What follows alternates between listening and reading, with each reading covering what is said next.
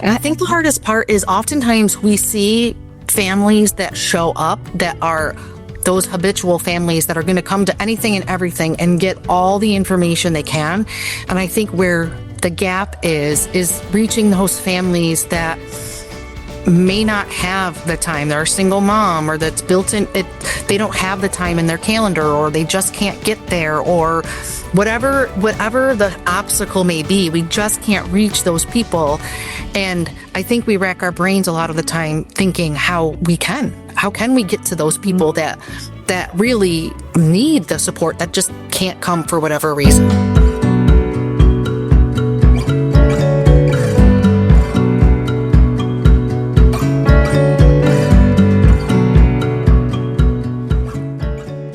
Welcome back to Finding Common Ground with Heather and Steve. Today we have Sara DeFazio. She is a transition specialist for the Central Region Partnership Center. And what we just learned before we started recording is there's 12 centers across the state, so that if you're having an issue with transition or questions, you have a center that's dedicated to you. So we will include that link in our description so that you can find it. And Sara, thank you for joining us today. Thank you so much for having me. I really appreciate it. I think that Steve met you first, and then I quickly sent you a email that was about 500 pages long because I am in the middle of transition with two of my kiddos, and I just was desperate for information. And Steve and I thought, if we feel this way, when we have all the resources and knowledge and experience that we have, so many people in our audience probably could really use this discussion. So Steve, why don't you hop in, and what are your experiences with transition, or how did you meet Sara? Boy, I think it was in a previous role, right, Sara? Yes, you're right. BOCES? Yeah. Yeah. I remember we met for coffee once, and I was enthralled with what you did and the things that you offer, and your enthusiasm for what we're doing. And I said, I got to keep connecting with Sara, and we have. And my own part of it, my son is out of the school part of it, but I remember going through it vividly, the transition part of it. It was tough. He wound up going to College Works, but we weren't sure where he was going to go when he, because he was in school a little longer than most, because we could keep him there and keep him safe and keep him occupied until we figured out what we were going to do.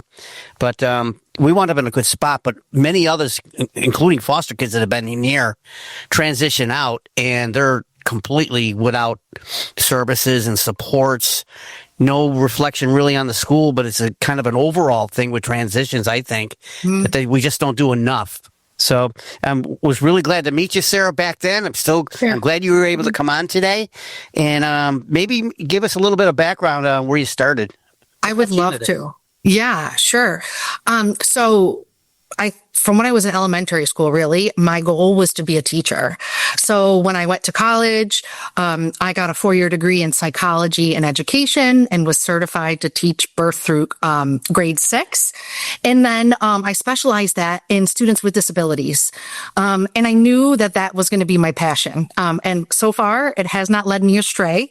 I have been in special education for close to 20 years. So that's crazy for me to say out loud. But I started at a private school where I was a life skills teacher. I transitioned to an ABA teacher in an autism program. And that was where preschoolers with disabilities or autism.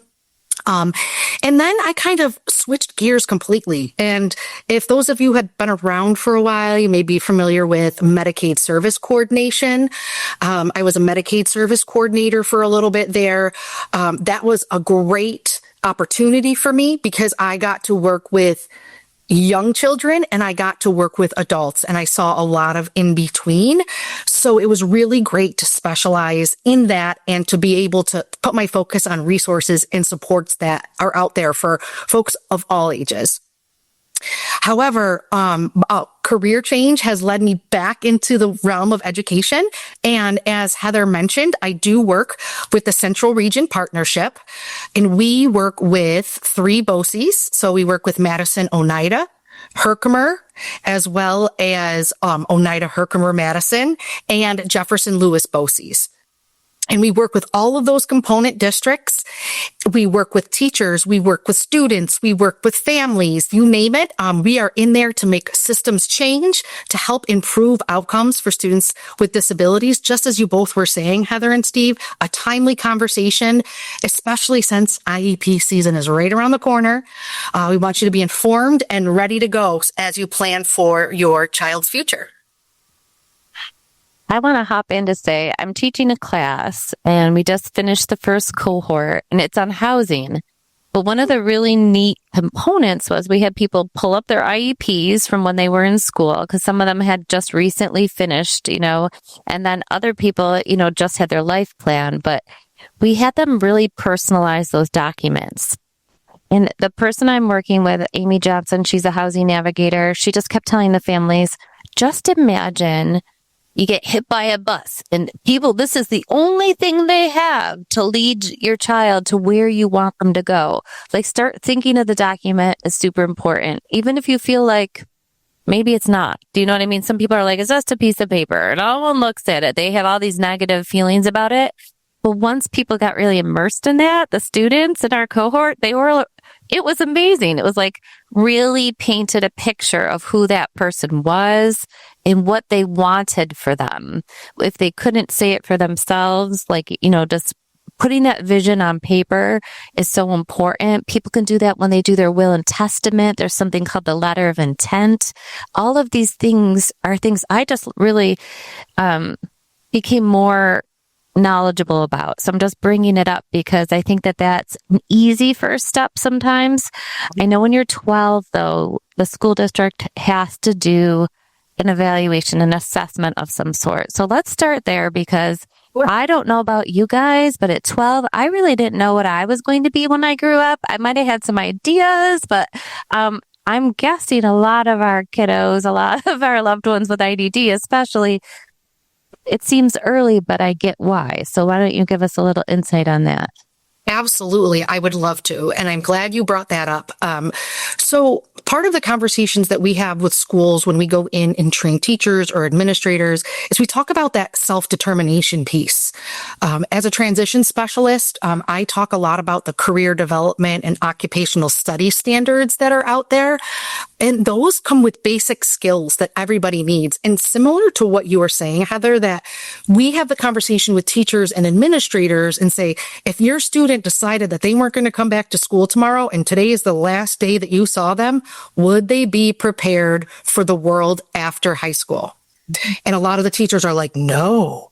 And we're like, well, there is the individualized education program for each of your students. We want to work on those skills that are going to get them ready for that world of work or that world of college, if that's where they want to go, right?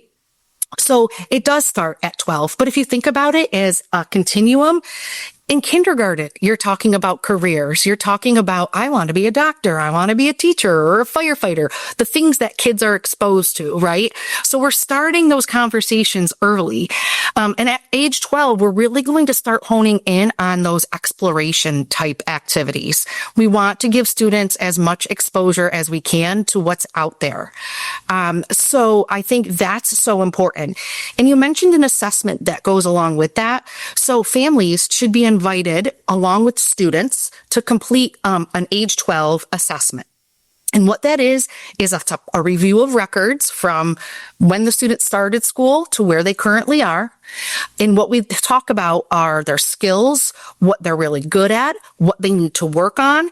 And then in addition to that, we pull in the student and try to figure out where it is that they want to go. Do they like working with their hands? Do they want to work in a solitary environment, right?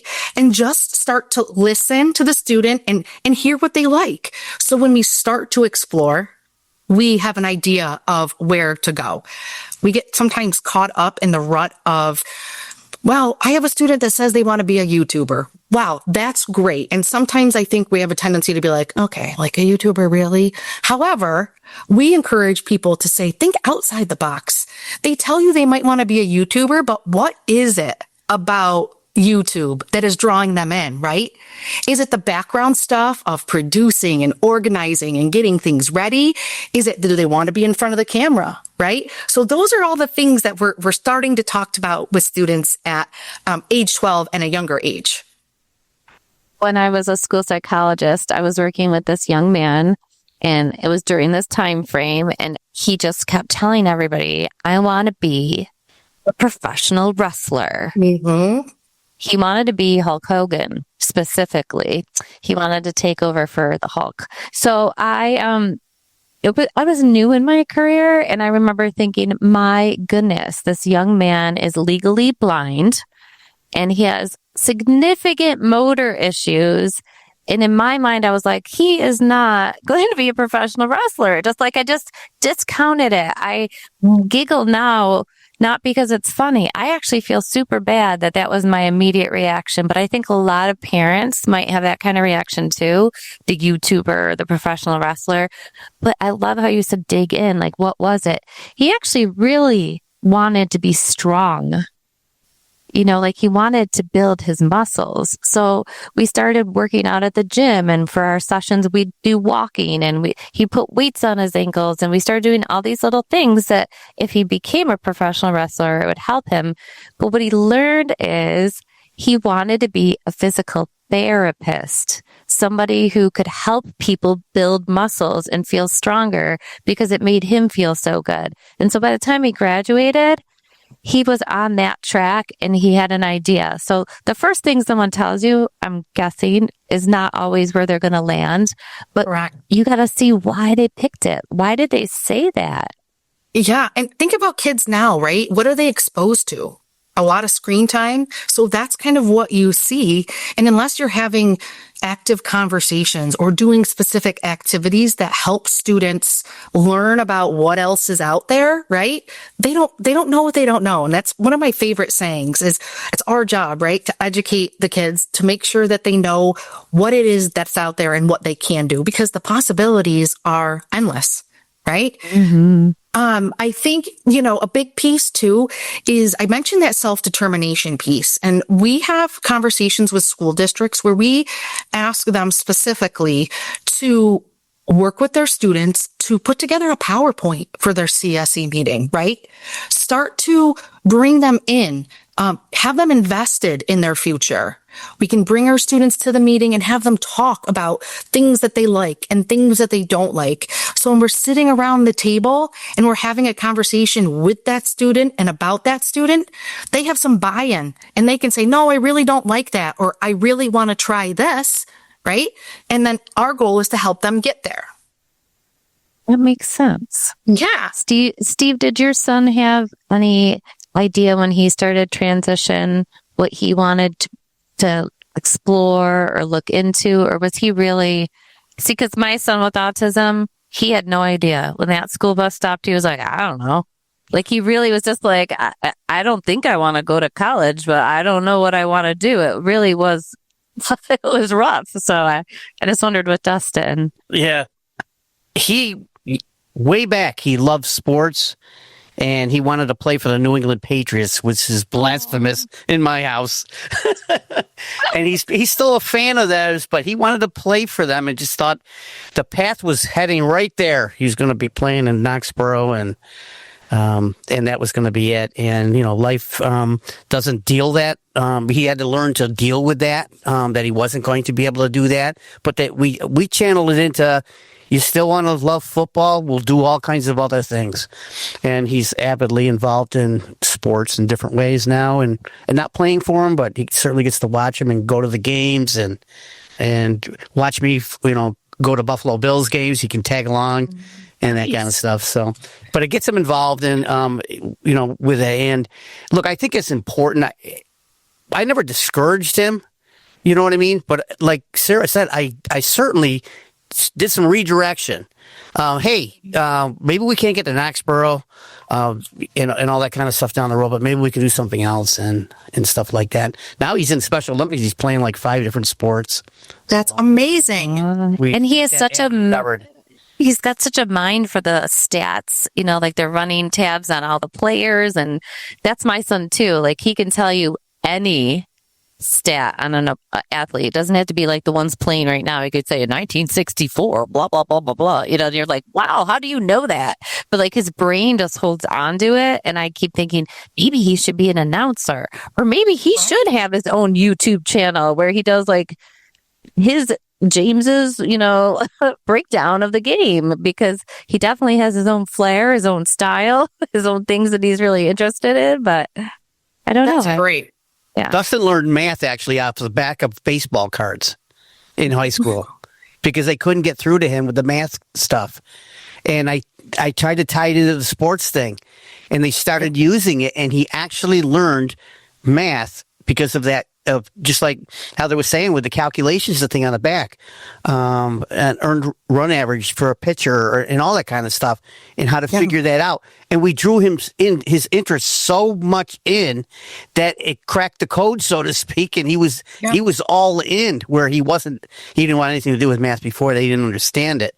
But because of the, the change of adapting it to what was best for him, in that transition and future transitions, it paid off. And now he's still just like Heather's son. He's a fanatic. The NFL draft is like Christmas for him. Oh, he knows every college player every single college player in the country. And I'm in awe. Yeah. So, like, who's feeding that to you? Like, sometimes I think, like, where are you absorbing this all? Like, how are you getting this? Like, it's like a direct connect to like that world. It's just, they've got it. But Steve, I think you make a great point when you say that we hone in on our students' interests and then we can capitalize on that, right?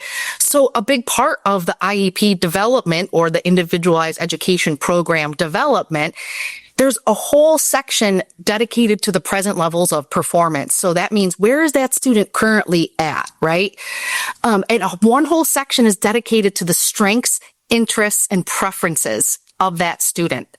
So if I were a teacher and I was looking, say, at either one of your sons, right, who may have such an interest in sports, maybe in the social section or the physical section of those present levels, I would want to include those as preferences or interests, that he enjoys those things and this is what he likes about them, because that only helps not only the student, but also the teacher that's coming next. If they already have an idea of where the student is, how can they accommodate that student and modify for that student to pertain to what his or her interests are? I think that was a really great thing that you had said. That makes so much sense. And then, so for James, he was a straight A Regents student. He got, he earned credits when he was in high school. He had 98 average. He did very well in school. Now, Devin, on the other hand, didn't have a really solid way to communicate until the last few years of high school. And I think people just didn't know what she knew. They knew where she performs on a standardized test, but not really what was like inside of her. So I'm struggling right now because at home, we have a very solid way to communicate with her. We're using a letterboard. At school, they're not. She has a communication device, and sometimes she hits the right button. Sometimes she just hits the same button over and over again. So in their eyes, they see a very different Devin. And I really appreciate that. And I think a lot of parents feel that way.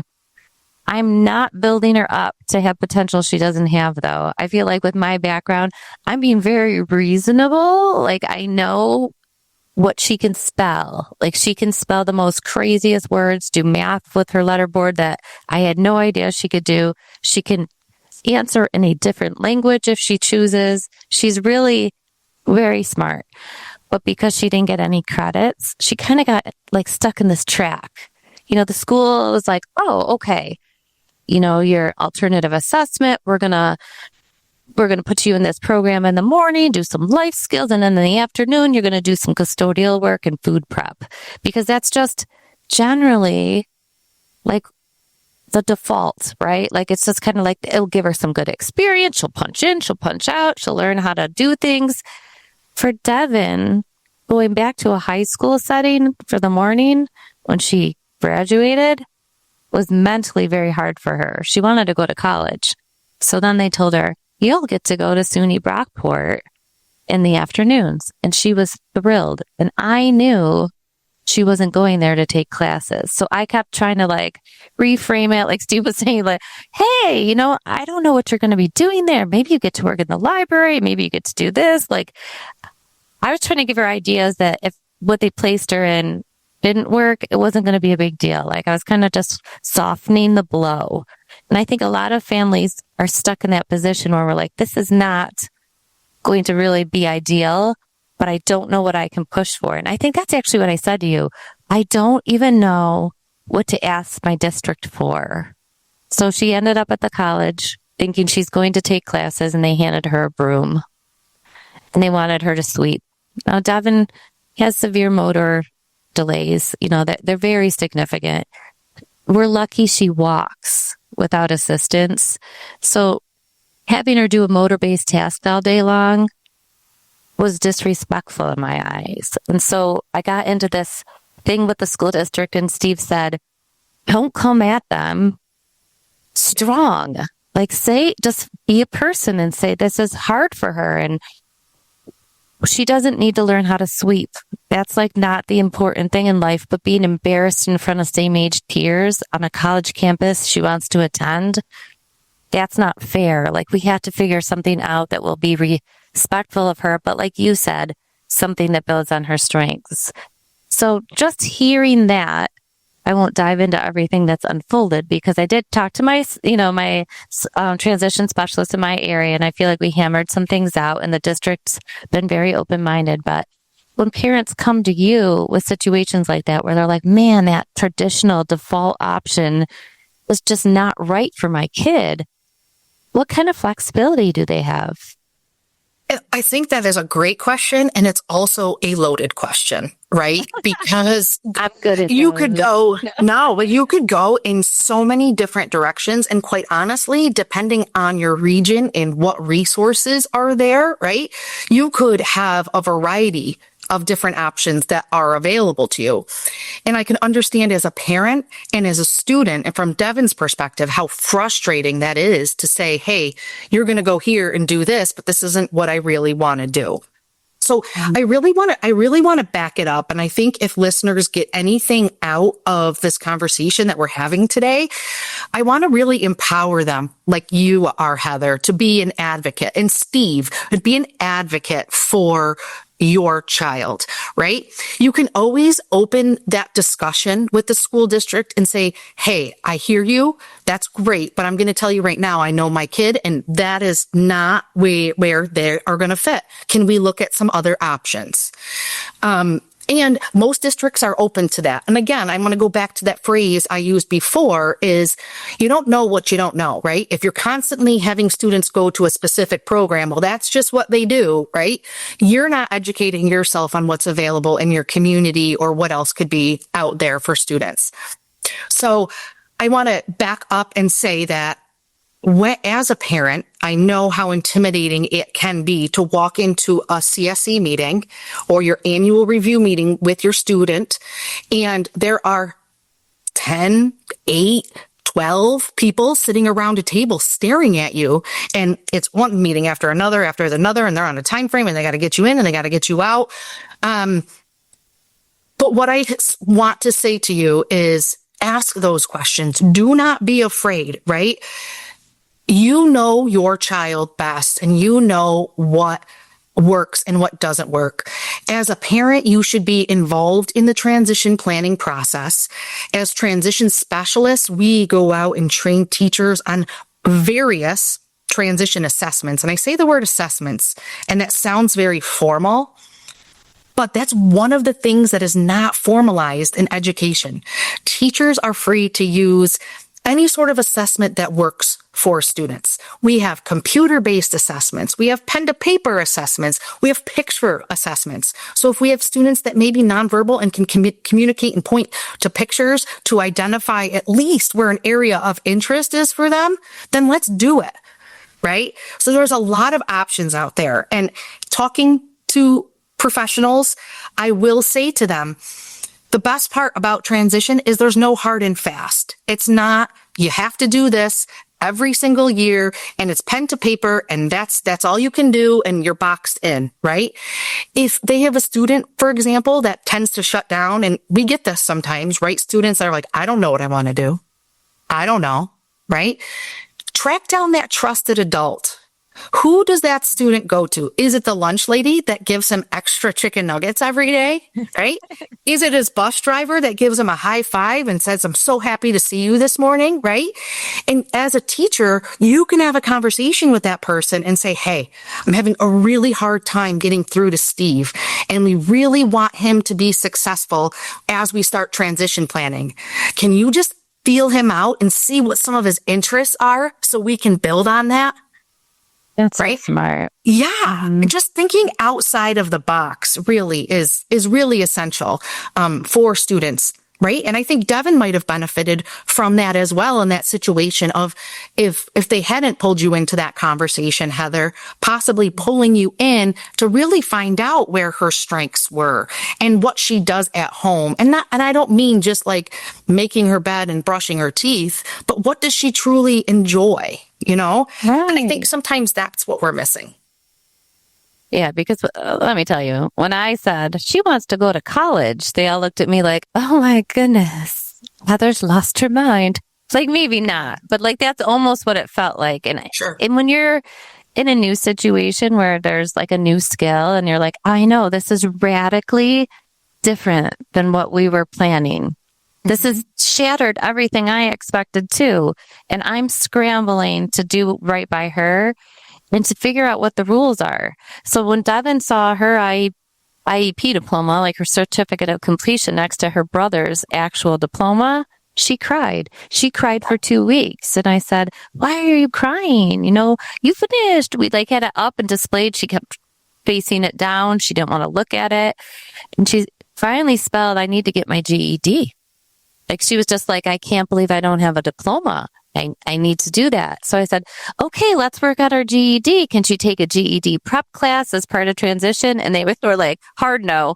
Like no, we don't do that in transition. And I thought, really? I don't know, because she's not ready for vocational quite yet, right? Like we have to work on the real-time communication. She could go to college without a diploma, without a GED, but like it just feels like sometimes we default to the no because it doesn't feel like the typical path or it doesn't make sense. But if that's what motivates and sparks her, maybe she'll type and we'll practice typing. You know, another skill that she needs for an adult life, for her not being a non-speaker. And as a parent too, I always pose the question of, right? Consider what it is that you're doing right now as a career or an occupation. What if somebody told you, oh, nope, sorry, Heather, you can't do this podcast anymore. You're going to go detail cars for the rest. That's what you're going to do. You're going to go detail cars at a car dealership. That's it. Like, how would you feel about that? If you're not passionate about it, you're going to be like, well, I got to go to work today. And you're really going to have a hard time getting motivated, right? And I think a big thing that I don't know necessarily that we're afraid of it. I don't know maybe the word that I'm really searching for, but we talk a lot about dignity of risk, right? Mm-hmm. Students, and I'm not using Devin as an example, but I'm using her example as just my segue, right? That if Devin wanted to go to college, great, let's do it. What do we need to do to get her there? And we go through all those necessary steps. Devin gets to college. She goes through her first semester, right? And she's like, oof, this is not what I thought it was. This is awful. I'm all set, right? She's making that decision. She is learning. She's figuring that out, right? And she's giving that opportunity to try. And that's essentially where that comes from, right? We need to give students the opportunity to try. Set high expectations, and you will be amazed at the students that rise above to meet those expectations. Sara, that's an absolute bullseye with my son's life. Yeah. We didn't know what he was going to do. He wound up getting some jobs after, a program. He wound up getting some jobs on a weekend. He didn't like any of them. And I know he's where he's supposed to be now because I asked him, and it wasn't even that long ago. I says, do you like what your day is? Do you like what you're doing? He says, I love what I'm doing. And it's because he interns Monday through Friday out there. And one of the days on Tuesdays, he gets to go work up Hamilton College with the hockey team. Tied into his interest. Yeah. And yes, he's cleaning exercise equipment after they worked out, but then he gets to go have lunch with them. And why would I discourage that when he's living the life? Man, that'd be great. You know what I mean? I know. That we all could do. And so I don't look at it anymore with, do I got to get him to another place? He's right where he should be right now. And it took trial and error. And just like you said, giving him the opportunity to fail. He went to a local grocery store. He didn't like it there. It didn't have the social skills. He was hardly speaking at all to anybody in the conversation back then when they put him in there. Now because he went to, he's, having conversations with hockey players and on one day and working somewhere else, having conversations with staff. He's gotten so he can talk socially now, and he probably could do that much more easier now because he segued right into what his interests were and where he wants to get on that bus every day. And I don't even have to wake him up. He's running to That's the bus. best. So That is the best. I love to hear stories like that, Steve. What a awesome success story. Congratulations to your son. That's great. It's so good. But, it's just, you get so buried in it sometimes. And I'm glad you said that part, Steve, too, about I don't worry about the transportation or get all frustrated because he's doing what he's supposed to be doing. It's when it's wrong and it doesn't align with the person and you're like, oh my gosh, I got to get up early and it's snowing out and now I got to make sure she's got the right shoes and have her hair pulled back for a job she doesn't even want to do. And same thing. She was working at that cafeteria and she didn't like it at the college, but then the school said, you know what? Devin did really good at autism up over the summer. They had an ESY program there where there was a bunch of community classes and they had worked with the organization. What if she took a couple classes there in the fall? So, we've integrated one where it's rock behind the scenes. So they go to all the local businesses, Cooper Vision, Chick-fil-A, Wegmans, and they spend time in each of these local businesses. They find out how do people apply for a job here? What is an interview like? So she gets to do that, which she thinks is super cool. And then the other day she's working in the cafe. There's a Perk Up Cafe and it's a coffee shop. And I thought, I don't know, because she really didn't like the cafeteria. Well, it's small and intimate and she's making the actual things and she's learning how to use the cash register and they're very patient. She can use her letterboard or her communication device and it's perfect. And I thought, I'm so glad in my head I didn't say no food. She's not going to work in a restaurant. She's not going to, I could have just, that one experience, I could have taken it right off and felt like I was doing right by her. But it showed me, sometimes you have to just try it multiple times, multiple ways. And like you said, Steve, your son couldn't do something before. It wasn't a good fit. It could be now. Mm-hmm. You can circle back. I want to make sure as well that we talk a little bit about, life after high school and what that looks like in terms of planning. I think sometimes where we get caught up and we are trying to do a better job at educating schools as well is that if you don't have a solid transition plan in place, you often get, like you mentioned earlier, Steve, with foster kids who graduate and then what are we doing? We've got nothing lined up. They're going to go home and they're going to sit on the couch and who knows what they're going to do all day, right? So having conversations about what that could look like for your student. And when I say that, that might be an outside agency. And I feel fairly confident in talking to both of you that you're aware of the agencies that are out there that can support your individual students. But for the people that are not, right? There are a lot of community resources that sometimes you have to apply for, and sometimes that application process takes a long time. So my suggestion is to start that early. You can start it as early. I know in the OPWDD world or the Office for People with Developmental Disabilities, as early as 5, and then you redetermine at 8 all the way through, right? So it can start very early. What I hate to see is when families get to the end of the road and their student has to graduate and they don't have these services lined up that could include supported employment, right? Or on the job training for that student, or can be some sort of career or college type support in place. I think sometimes that's where we lose students, is that families aren't educated on what that process is. And it doesn't always have to be the Office for People with Developmental Disabilities. It might be, for the blind and visually impaired. It might be the Office of Mental Health, depending on where the struggle is for your student. But I urge you to check out the website that Heather and Steve are going to share with you for the partnership, because we have an amazing resource map that our specialists put together. And it varies all across New York State. So you could click anywhere on that map and find resources that are available to students, whether they're currently in school or whether they're getting ready to graduate and there's an agency or support that can help them once they graduate. So I want to make sure that families know they can start that process early, and it's can be lengthy. Right.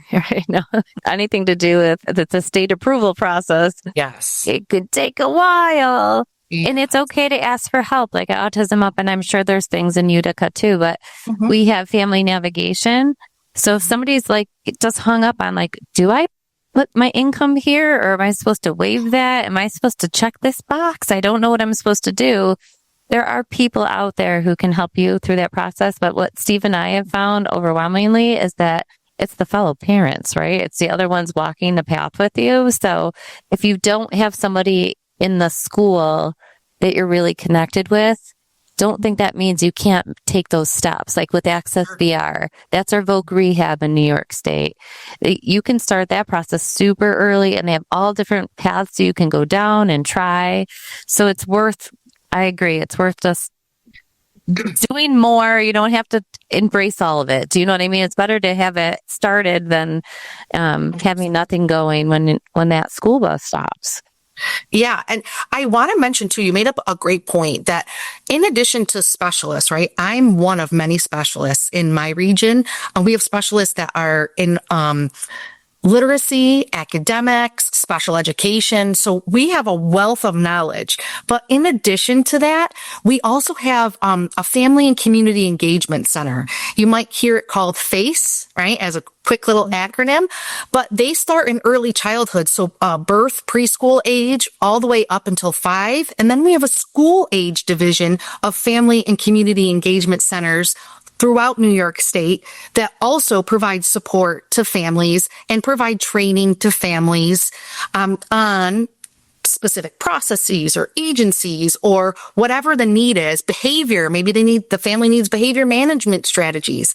And all of these things are free, right? They come at no cost. So I urge you to check that out, a little shameless plug, but I think that they can be a very valuable resource to families, as you were saying, Heather.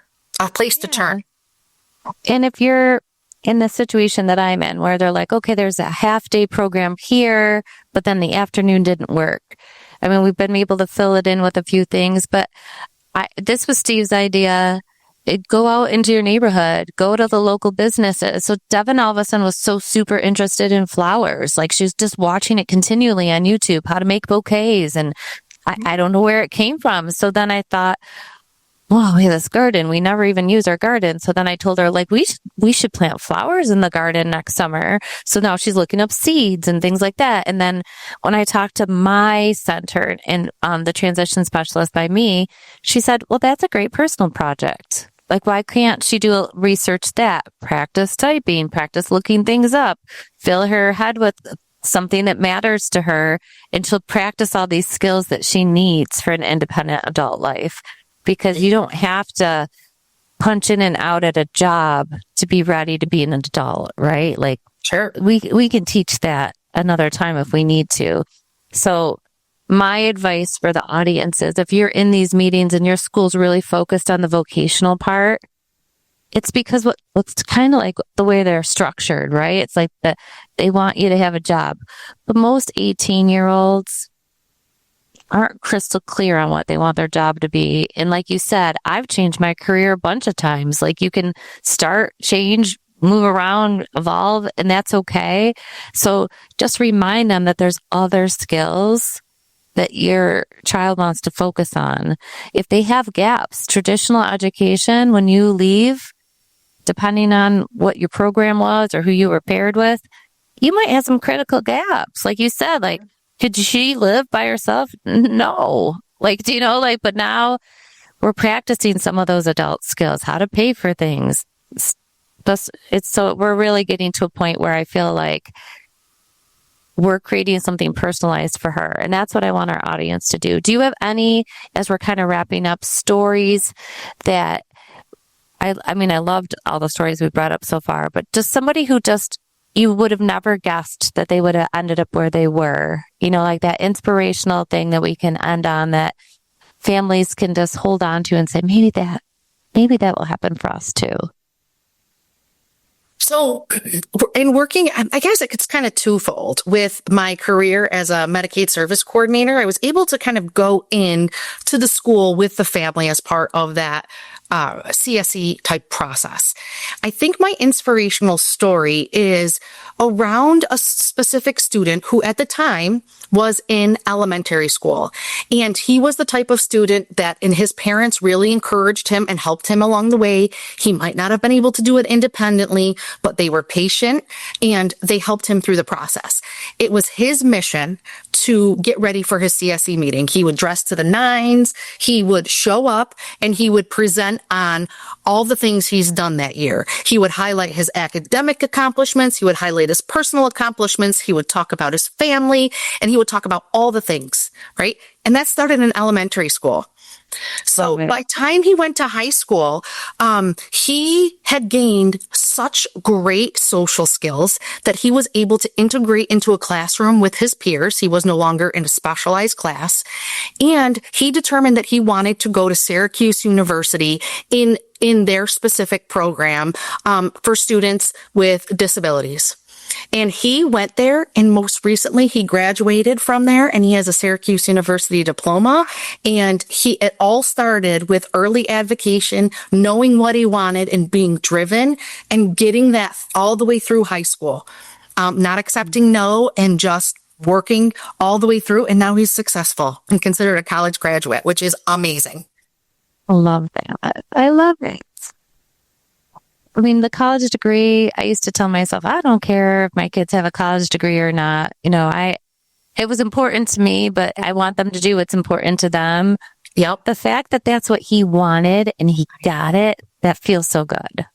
Yes. That Dustin was at College Works. Do they have like a completion, like a certificate or something that he earned as part of that?